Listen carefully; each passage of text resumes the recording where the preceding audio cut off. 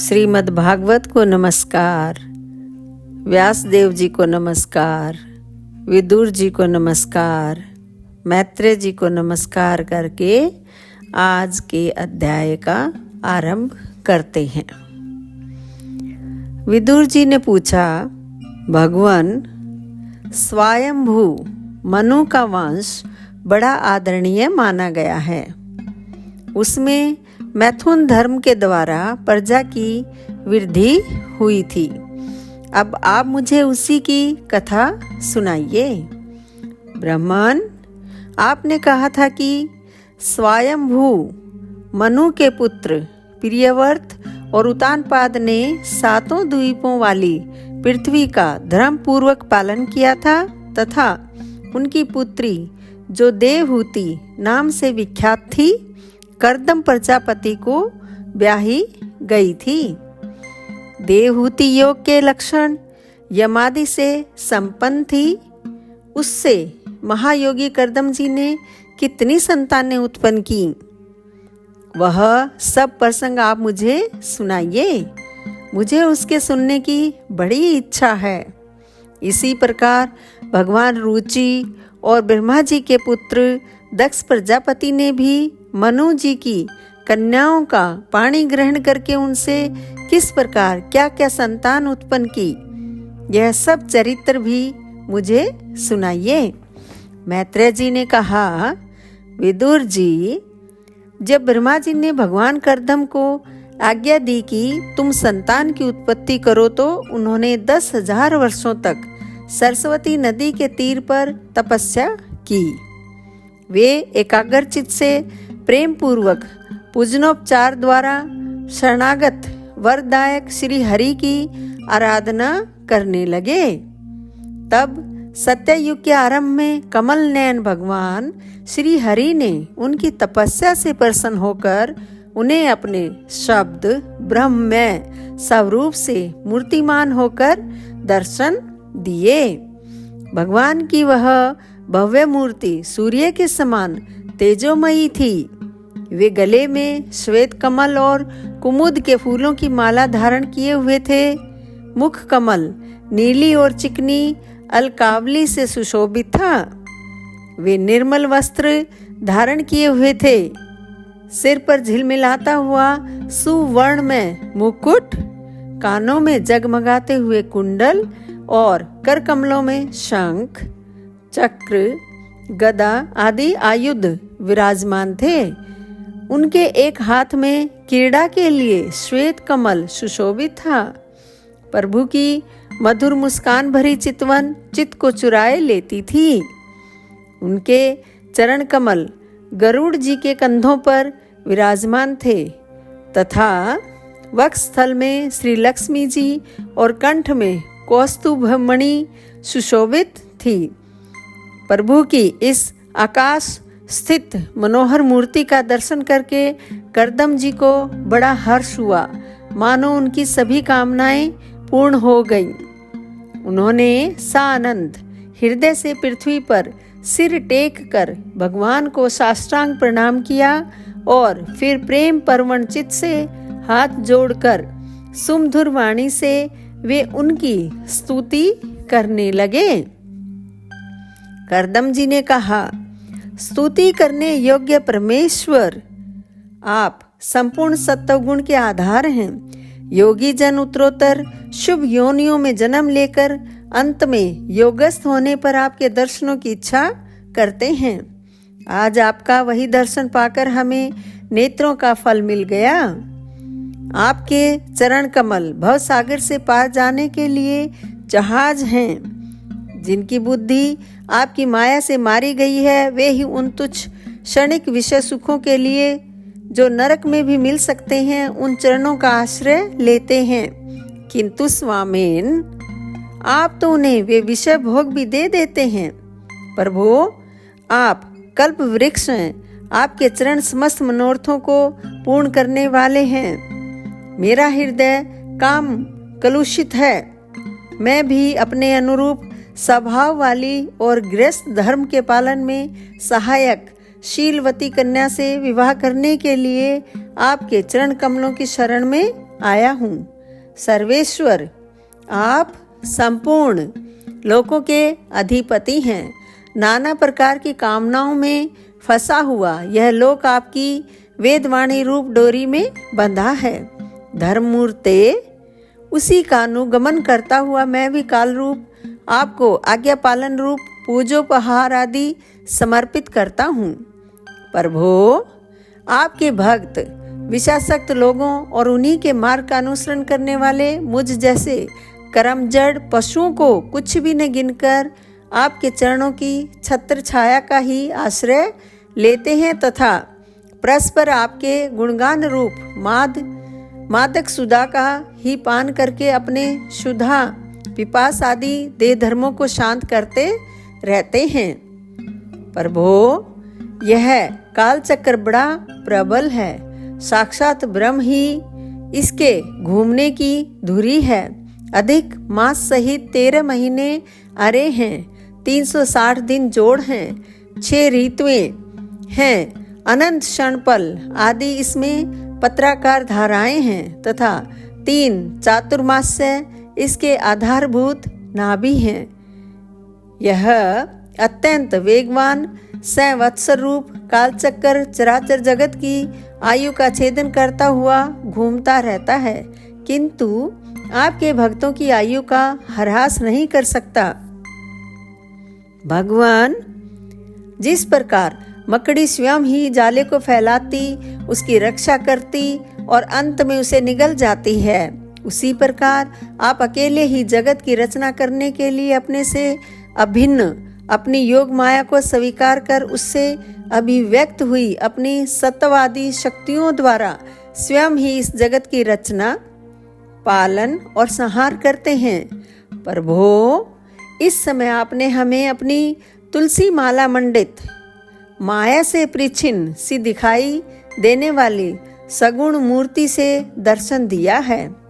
आप हम भक्तों को जो शब्द आदि विषय सुख प्रदान करते हैं, वे मायिक होने के कारण यद्यपि आपको पसंद नहीं हैं, तथापि परिणाम में हमारा शुभ करने के लिए वे हमें प्राप्त हों।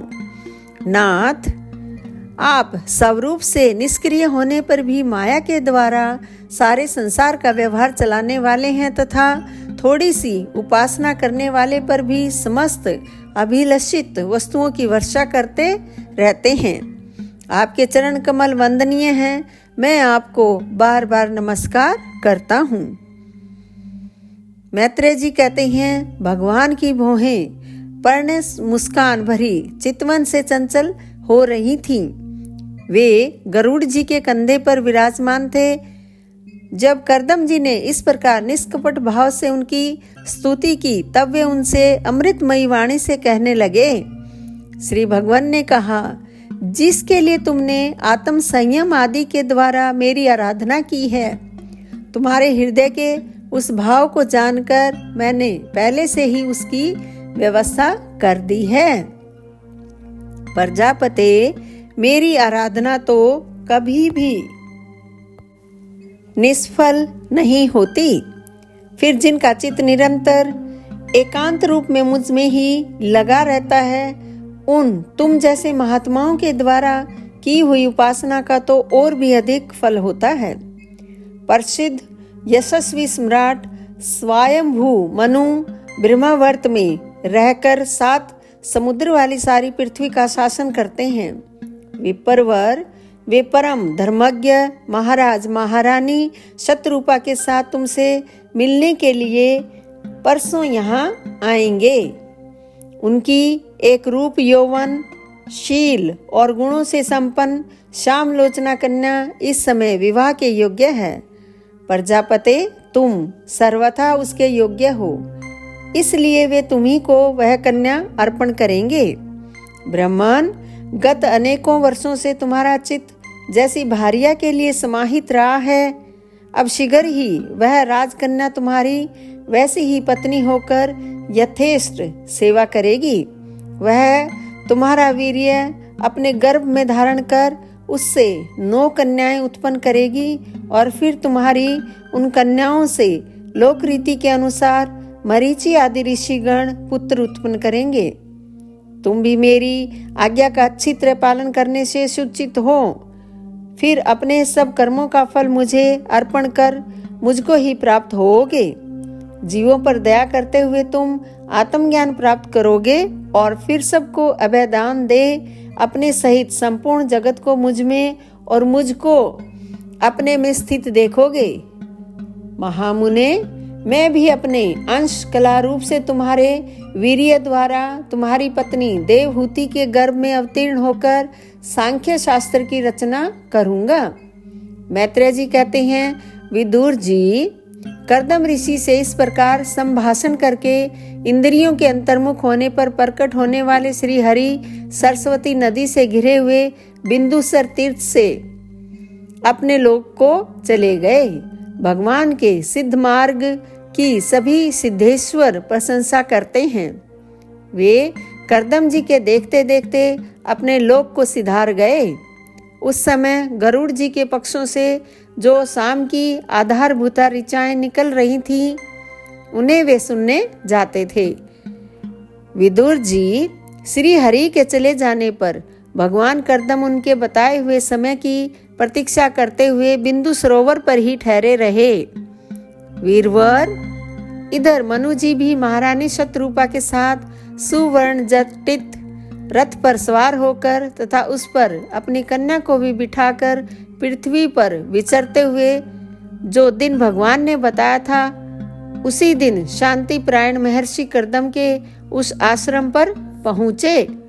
सरस्वती के जल से भरा हुआ यह बिंदु सरोवर वह स्थान है जहाँ अपने शरणागत भक्त कर्दम के प्रति उत्पन्न हुई अत्यंत करुणा के वशीभूत हुए भगवान के नेत्रों से आंसुओं की बूंदें गिरी थी।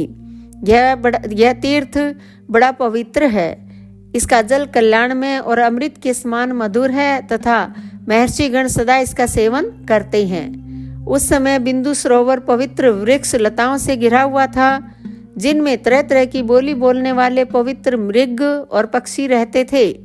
वह स्थान सभी ऋतुओं के फल और फूलों से संपन्न था और सुंदर वन श्रेणी भी उसकी शोभा बढ़ाती थी। वहां झुंड के झुंड मत वाले पक्षी चहक रहे थे, मत वाले भौरे मंडरा रहे थे। उन्मत्त मयूर अपने पिच फैला फैला कर नट की भांति नृत्य कर रहे थे और मत वाले कोकिल कुहू कुहू करके मानो एक दूसरे को बुला रहे थे। वह आश्रम कदम, चंपक, अशोक, करंज, बकुल, असन, कुंद, मंदार, कुटज और नए नए आम के वृक्षों से अलंकृत था। वहाँ जलकाग, बत्तख आदि जल पर तैरने वाले पक्षी, हंस, कुरर, जलमुर्ग, सारस, चकवा और चकोर मधुर स्वर से कलरव कर रहे थे।